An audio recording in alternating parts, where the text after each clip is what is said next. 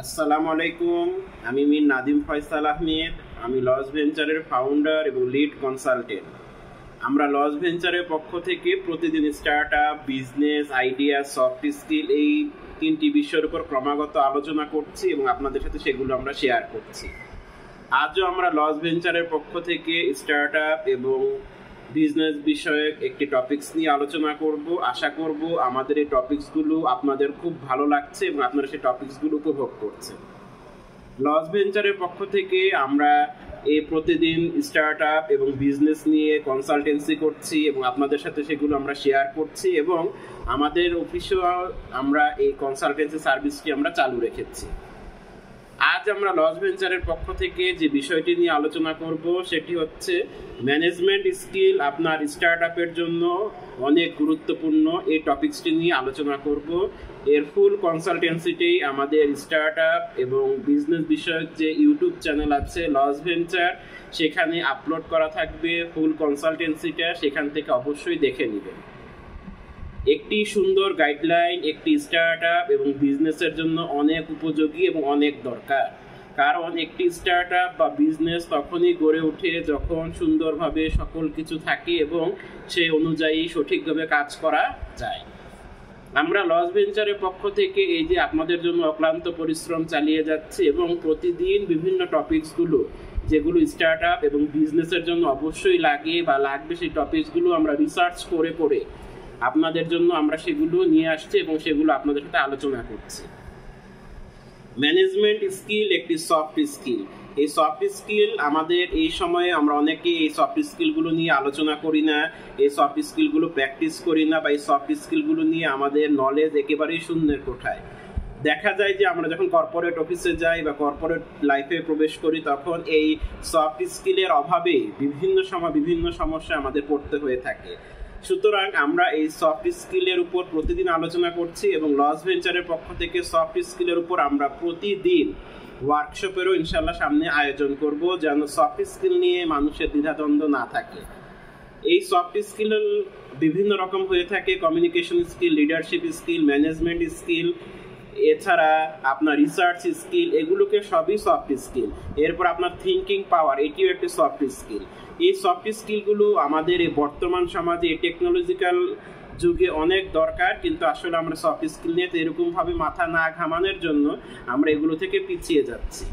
এই management skill আপনার start আপের জন্য অনেক দরকার এবং আপনার স্টার্ট আপের জন্য ম্যানেজমেন্ট স্কিলটা অত্যন্ত অবশ্যম্ভাবী। কেন? কারণ এই ম্যানেজমেন্ট স্কিল যদি আপনার ভালো না থাকে আপনি আপনার স্টার্ট আপ নিয়ে সামনে এগিয়ে যেতে পারবেন না। আপনার স্টার্ট আপের জন্য এই ম্যানেজমেন্ট স্কিলটি খুব দরকার। আপনি আপনার স্টার্ট আপের মাধ্যমে কোনো প্রোডাক্ট বা সেবা দিচ্ছেন, সেই প্রোডাক্ট বা সেবা কাস্টমারের কাছে পৌঁছাতে হবে। যদি আপনি ম্যানেজমেন্ট ভালো করে অফিসে না সাজান তাহলে আপনার সেই কাঙ্ক্ষিত প্রোডাক্ট বা কাঙ্ক্ষিত সেবাটা কাস্টমারের কাছে যাবে না বা কাস্টমার সেই কাঙ্ক্ষিত সেবাটা পাবে না। তখন আপনার স্টার্ট আপের একটি বদনাম হবে এবং আপনার সবচেয়ে বড় কথা, আপনার স্টার্ট আপের রেভিনিউ কমতে থাকবে, সেল ডাউনে চলে যাবে। তখন আপনি যতই বুস্ট করেন পোস্টিং বা যতই পোস্ট দেন ততই কিন্তু লাভ হবে না। এই জন্য আপনাকে ম্যানেজমেন্ট স্কিলটাকে আপনার স্টার্ট আপের জন্য কাজে লাগাতে হবে। কিভাবে আপনি কাজে লাগাবেন? নাম্বার 1, প্রোডাক্ট বা সার্ভিসের জন্য এই ম্যানেজমেন্ট স্কিল অনেক দরকার। আপনি আপনার প্রোডাক্ট বা সার্ভিস যখন কাস্টমারের কাছে পৌঁছাতে যাবেন তখন আপনার প্রোডাক্ট ম্যানুফ্যাকচারিং থেকে শুরু করে প্রোডাক্ট কাস্টমারের কাছে ডেলিভারি করা পর্যন্ত ম্যানেজমেন্ট যদি আপনি সুন্দর করে গুছান, সুন্দর করে সাজান, তাহলে দেখবেন আপনার এই প্রোডাক্ট বা সার্ভিসটা সুন্দরভাবে কাস্টমারের কাছে চলে গিয়েছে এবং আপনার স্টার্ট আপের একটি সুনাম চারিদিকে তখন ছড়িয়ে পড়বে। দ্বিতীয় নাম্বার হচ্ছে, আপনি যতই ম্যানেজমেন্ট স্কিলটা বাড়াবেন আপনার অফিসে যত এমপ্লয়ি থাকবে তো তাদের মধ্যে একটি ওয়ার্কিং ক্যাপাসিটি বা ওয়ার্কিং এফিসিয়েন্সি বাড়তে থাকবে। এই যে ওয়ার্কিং এফিসিয়েন্সি যে তখন বাড়তে থাকবে, এটি আপনার এই ম্যানেজমেন্ট স্কিল ডেভেলপ করার কারণে। ম্যানেজমেন্ট স্কিল যদি আপনার ভালো হয়ে থাকে তাহলে দেখবেন আপনার ওয়ার্কিং এফিসিয়েন্সি, কর্মদক্ষতা সেটি অনেক বেড়ে যাবে এবং অনেক বেড়ে যাওয়ার ফলে আপনার অফিসের প্রোডাকশন, অর্থাৎ ম্যানুফ্যাকচারিং হলে ম্যানুফ্যাকচারিং প্রোডাকশনের তখন অনেক বেড়ে যাবে এবং এরপর যতগুলো ধাপ আছে কাস্টমারের কাছে পৌঁছানোর আগ পর্যন্ত সকল কিছু খুব ভালোভাবে তখন হবে। কাস্টমারদের প্রতি তখন গুরুত্ব বাড়ে। ম্যানেজমেন্ট স্কিল যদি আপনার ভালো করে আপনি সাজাতে পারেন, ম্যানেজমেন্ট স্কিল যদি আপনার ভালো হয়ে থাকে তখন কাস্টমারদের প্রতি একটি গুরুত্ব বাড়বে, কারণ আপনি ম্যানেজমেন্ট এমনভাবে সাজাবেন যেন কাস্টমার আপনার কাছ থেকে খুব সহজে সার্ভিস বা সেবাটা পেয়ে থাকে। এরপর হচ্ছে প্রতিটি বিভাগে, একটি স্টার্ট আপ কোম্পানিতে অনেকগুলো বিভাগ থাকে, অনেকগুলো ডিপার্টমেন্ট থাকে, যেমন accounts department, finance department, graphics department, তারপরে কাস্টমার সার্ভিস ডিপার্টমেন্ট, তারপরে আপনার প্যাকেজিং ডিপার্টমেন্ট, বিভিন্ন ডিপার্টমেন্ট থাকে। এই ডিপার্টমেন্টগুলোর মধ্যে কি হয়, কাজের স্পৃহা বাড়ে, অর্থাৎ কাজের মধ্যে সমন্বয়তা বেড়ে যায় এবং তখন সকলের মধ্যে কাজ করার প্রবণতা আরও বেড়ে যাবে। যখন সকলের মধ্যে কাজ করার প্রবণতা বেড়ে যাবে তখন দেখবেন আপনার সেই স্টার্ট আপ কোম্পানিটা অনেক দূর এগিয়ে যাচ্ছে। আর সবচেয়ে বড় কথা হলো স্টার্ট আপ কোম্পানিটি নতুন আইডিয়াকে কেন্দ্র করে, নতুন সলিউশনকে কেন্দ্র করে গড়ে ওঠে। এখানে যদি এই জিনিসটি না থাকে তাহলে সেই জিনিসটি আপনি সামনে এগিয়ে যেতে পারবেন না।